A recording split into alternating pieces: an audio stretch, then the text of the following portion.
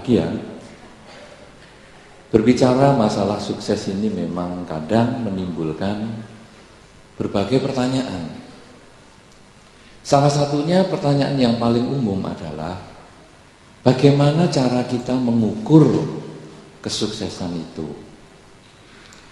Apakah memiliki keluarga termasuk sukses? Kalau memiliki keluarga termasuk sukses, jadi biku yang tidak berkeluarga tidak sukses. Apakah punya mobil itu termasuk sukses? Berarti yang hanya punya sepeda motor tidak sukses. Apakah punya anak itu sukses? Berarti yang tidak punya anak tidak sukses. Sehingga di dalam masyarakat timbul berbagai macam kebingungan. Apa sih yang disebut sukses? Dan orang lalu menerjemahkan kesuksesan ini dari berbagai segi. Kalau kita berbicara sukses yang damai, sesungguhnya ini cocok. Karena mesti ada sukses yang tidak menimbulkan kedamaian. Apa itu sukses yang tidak menimbulkan kedamaian? Kemenangan di dalam peperangan misalnya. Kita sukses, kita menang. Tetapi mereka yang kalah menderita, ketakutan, kena teror. Sukses yang damai, kalau kita lihat bukan berdasarkan apa yang dilihat orang. Karena itu memang saya sepakat dengan Mbak Dewi yang sampaikan tadi, bahwa kesuksesan sesungguhnya bukan dilihat oleh orang lain.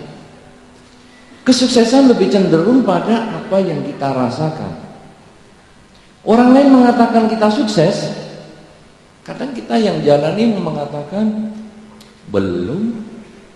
Kalau misalnya 3 buku Supernova dikatakan sukses, mungkin bagi Mbak Dewi belum, karena ternyata 3 ini separuh dari 6 yang disiapkan. Mungkin begitu. Jadi belum bukan berarti tidak sukses, tapi belum.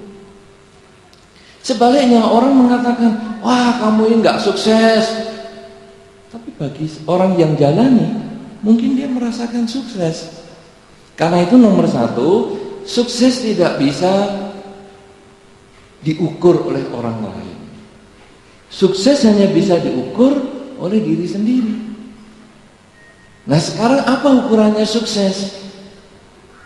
Sukses itu adalah kemampuan seseorang menerima diri sendiri sebagaimana adanya.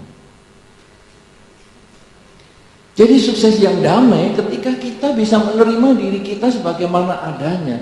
Sukses yang tidak damai, kita menekan orang lain, kita menganggap kesuksesan itu berada di atas penderitaan orang lain. Saya sukses kalau saya bisa men-smackdown teman saya sampai masuk rumah sakit. Saya sukses, tetapi di atas penderitaan. Justru sukses di dalam Dhamma, kalau kita melihat konsep Dharma, Sang Buddha mencapai kesucian itu karena Sang Buddha sudah sukses. Sukses menundukkan diri sendiri. Ketika Mara menggunakan kekuatannya menyerang dengan ribuan pasukannya, dengan berbagai macam jenis senjatanya, Sang Buddha mengembangkan cinta kasih, mengembangkan metta, mengembangkan kerelaan yang sudah dibina sekian lama, karena beliau menggunakan dana paramita, yaitu kesempurnaan kerelaan. Bukan dengan mendatangkan atau menciptakan prajurit sebanyak Mara. Ibaratnya kalau Sun Gokong, Anda pernah membaca atau melihat filmnya Sun Gokong, pernah belum? Ketika Sun Gokong mau menyerang, itu kadang dia mengambil rambutnya, meniup bulunya, dan akhirnya menjadi sekelompok prajurit. Pernah mendengar cerita semacam itu kan? Sang Buddha walaupun mempunyai kemampuan batin yang tinggi, beliau tidak menggunakan cara itu. Wah, ini marah demikian banyak, baik, saya ciptakan pasukan para biku misalnya untuk menghajar marah. Tidak. Tapi Sang Buddha justru menggunakan kekuatan yang ada di dalam dirinya, yang disebut dana paramita. Jadi beliau mengingat semua kebajikannya yang telah dilakukan ribuan kelahiran, jutaan kelahiran itu. Kemudian dengan kekuatan kebajikan ini, dengan kekuatan kebenaran ini, maka tombak yang dilemparkan anak buahnya Mara akhirnya menjadi bunga. Panah, ribuan panah yang dilepaskan akhirnya menjadi bunga yang berjatuhan mewangi di sekitar tubuh Sang Buddha. Bahkan senjata yang paling ganas dari Mara dilemparkan kepada Sang Buddha, akhirnya menjadi payung, memayungi Sang Buddha dengan tenang, tanpa menyerang, tanpa mengalahkan, tetapi bisa menundukkan kekuatan yang jauh lebih besar. Ada satu istilah bahasa Jawa yang Anda perlu saya kasih tahu, bahwa kalau tadi misalnya Sang Buddha atau pada waktu itu masih Bodhisattva mengalahkan Mara dengan kekuatan dana paramita, di dalam bahasa Jawa yang sering Anda dengar dulu pada zaman presiden yang dulu, menang tanpa ngasoraki. Apa itu? Apa itu? Menang tanpa ngasoraki. Suatu kemenangan yang didapat tanpa harus menundukkan pihak lain, tidak membuat pihak lain merasa terkalahkan.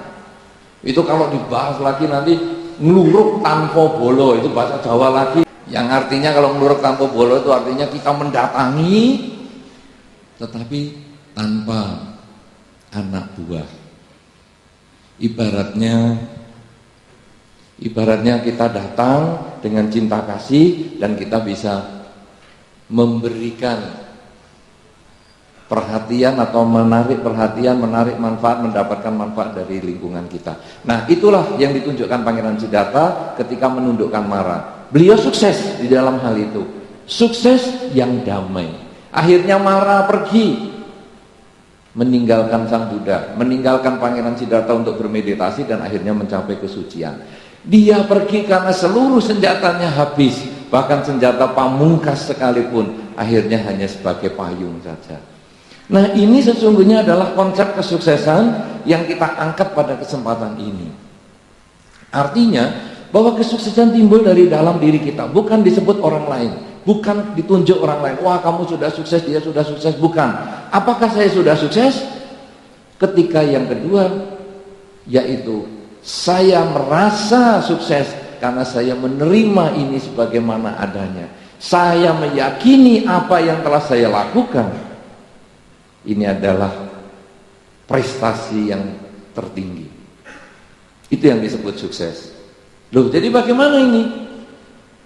Ketika Pangeran Siddhartha duduk kemudian meyakini bahwa apa yang telah dilakukan selama ribuan tahun, menyempurnakan paramita, dana paramita, kerelaan, yakin dengan itu, maka kekuatan keburukan menjadi minggir. Sama dengan kita, kalau Anda yakin dengan apa yang Anda lakukan, sebetulnya Anda sudah sukses di bidang itu.